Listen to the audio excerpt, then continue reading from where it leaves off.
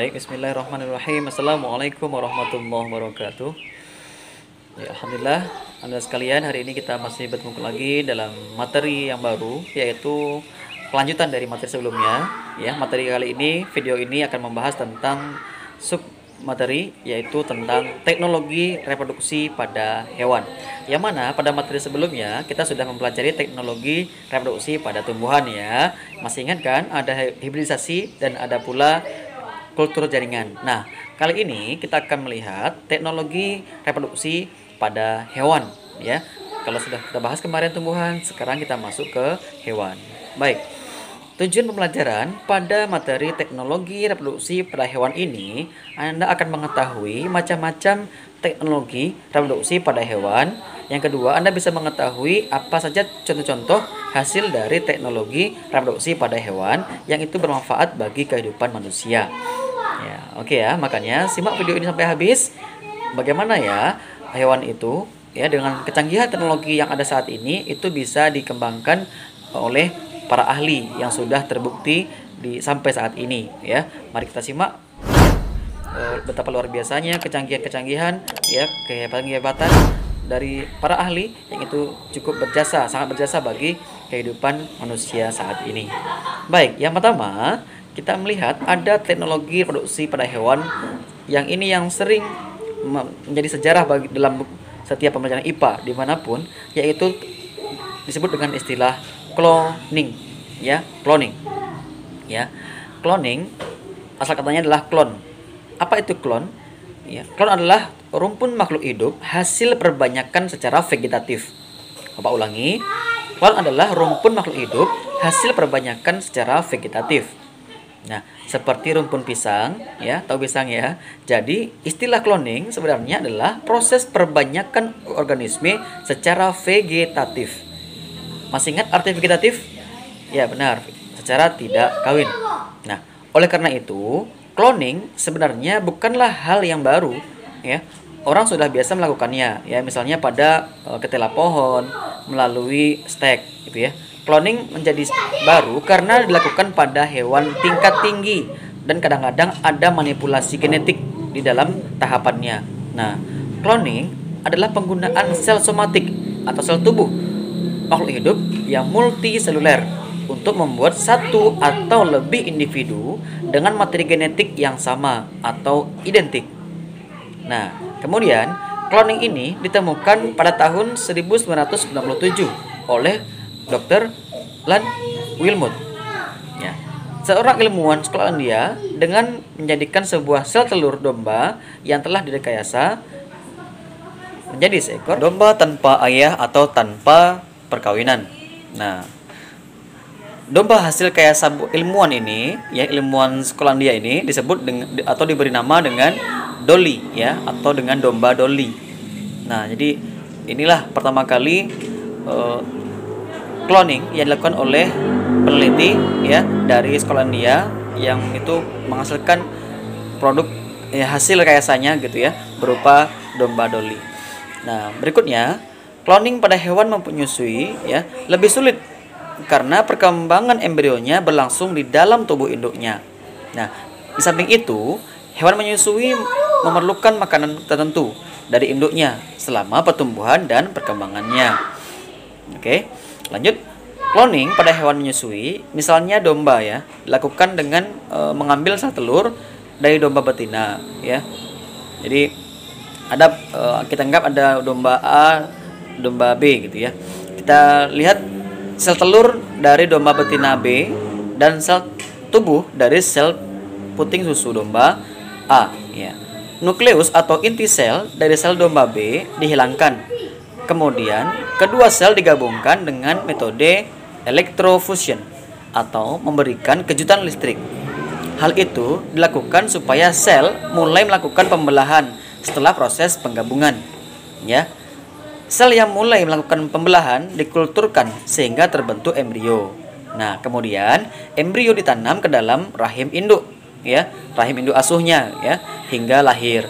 Nah, domba hasil cloning tersebut mirip domba betina yang A.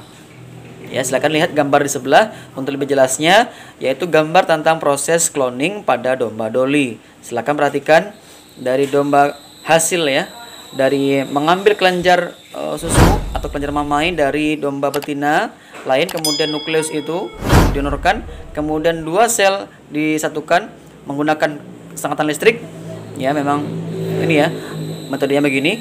Kemudian juga digabungkan dengan sel telur ya, dengan mengambil sel telur yang ada dalam ovarium domba betina, kemudian mengeluarkan nukleus sel telur yang haploid. Nah, apa hasilnya? Sel yang disatukan mulai membelah, kemudian membentuk embrio. Nah, embrio dimasukkan ke dalam uterus atau rahim domba. Nah, sampai dia tumbuh berkembang menjadi domba yang siap untuk dilahirkan, yaitu embrio berkembang menjadi seekor domba. Nah, domba ini diberi nama dengan domba Dolly. Nah, begitu ya tahapannya. Terlihat pada gambar lebih jelasnya, silakan, dari masing-masing proses itu sampai terbentuk domba cloning, yaitu domba Dolly. Baik, berikutnya kita akan masuk ke teknologi reproduksi yang kedua pada hewan, yaitu inseminasi buatan. Ya, apa itu inseminasi buatan? Mari kita lihat. Nah, inseminasi buatan adalah pembuahan atau fertilisasi yang terjadi pada sel telur dengan sperma yang disuntikkan pada kelamin betina. Ya, jadi fertilisasi ini ya tidak membutuhkan hewan jantan ya, tapi hanya membutuhkan spermanya saja. Ya. Nah, tujuannya apa? Nah, tujuan dari inseminasi buatan ini adalah yang pertama, bisa memperbaiki mutu genetik ternak. Ya. Yang kedua, mengoptimalkan penggunaan bibit ya pejantan unggul secara luas dalam jangka waktu yang lama. Yang ketiga, tidak mengharuskan pejantan unggul untuk dibawa ke tempat yang dibutuhkan sehingga mengurangi biaya. Ya, karena yang diambil itu cukup apa? Hanya spermanya saja, gitu ya. Nah, lanjut. Inseminasi buatan dilakukan karena bibit pejantan unggul yang hendak dikawinkan dengan bibit betina lokal tidak memiliki waktu masa subur yang bersamaan. Nah, bibit pejantan unggul dikawinkan dengan bibit betina lokal supaya dapat menghasilkan keturunan yang lebih baik. Untuk lebih jelasnya silakan lihat gambar sebelah, yaitu teknik inseminasi buatan pada sapi.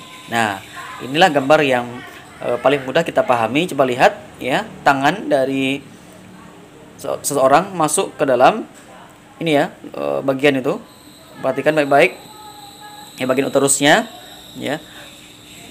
Maka itu yang menjadi alat. Lihat juga alat yang di sebelah kanan ya. Teknologi ini menggunakan metode penyimpanan sperma pada suhu rendah, minus 40 derajat sampai minus 20 derajat ya. Jadi untuk mendapatkan bibit pejantan unggul untuk mengawini bibit betina lokal tidak perlu dengan membawa induknya, tetapi cukup dengan membawa spermanya saja ya. Oke, berikutnya inseminasi buatan ini adalah proses memasukkan sperma hewan jantan ke dalam tubuh hewan betina yang dilakukan dengan bantuan alat tertentu atau alat suntik. Seperti pada gambar di atas ya, yang tadi ya. Oleh karena itu inseminasi buatan sering disebut kawin suntik ya. Rekayasa ini sering dilakukan pada hewan ternak seperti sapi dan lembu. Nah, berikutnya ke dalam saluran hewan betina ya, yang telah menunjukkan gejala siap kawin, dimasukkan sel kelamin jantan atau sperma dari hewan jantan ya yang telah disiapkan ya. Misalnya dari bank sperma. Jadi ada istilah bank sperma hewan ya. Jadi kita mengetahui istilah baru yaitu bank sperma, itu tempat penyimpanan bank-bank sperma dari bibit unggul, hewan-hewan jantan yang unggul. Nah, inseminasi buatan sangat praktis dan dan disiapkan untuk tinggi keberhasilannya, terjadinya pembuahan ya, tinggi tingkat keberhasilannya ya, karena waktu penyuntikan sperma disesuaikan dengan waktu pemasukan sel telur pada hewan betina ya.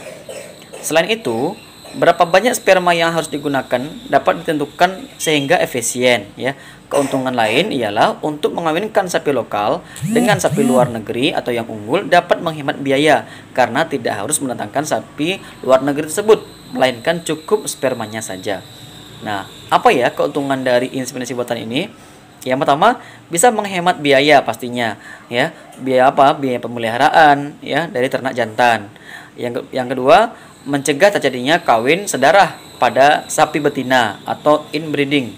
Ya, yang C atau yang ketiga, dapat mengatur jarak kelahiran ternak dengan baik. Jadi ada 3 ya manfaat dari apa tadi? Inseminasi buatan. Oke Anda semuanya.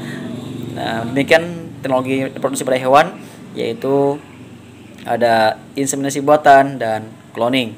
Ya, mudah-mudahan ya itu bisa Anda pahami dan bisa dimengerti. Jika ada yang kurang jelas nanti silakan ditanyakan di grup kelas kita. Insya Allah akan kita bahas, diskusikan bersama agar lebih paham lagi. Nah, Anda juga bisa mencari sumber-sumber lain ya di Google, di internet, di buku-buku, di LKS atau di bahan ajar yang lain untuk lebih memperkaya pengetahuan Anda, untuk lebih paham dan lebih mengerti lagi pada materi teknologi reproduksi pada hewan ini. Terima kasih Anda semuanya. Ya, barakallahu fikum. Semoga Allah Subhanahu wa taala memberkahi kita semuanya, memberkahi Anda semuanya, dan juga menjadikan Anda sebagai orang-orang yang terpelajar, orang-orang yang hebat, orang-orang yang nanti bisa menjadi para ilmuwan, ya, orang-orang yang bisa menjadi orang-orang yang berguna bagi bangsa, negara dan agama ini. Amin ya rabbal alamin. Demikian saja dulu, kita akhiri dengan bacaan alhamdulillahirabbil alamin dan doa penutup majelis. Subhanakallahumma wa bihamdika asyhadu an la ilaha illa anta astaghfiruka wa atubu ilaik. Wabillahi taufiq wal hidayah. Wassalamualaikum warahmatullahi wabarakatuh.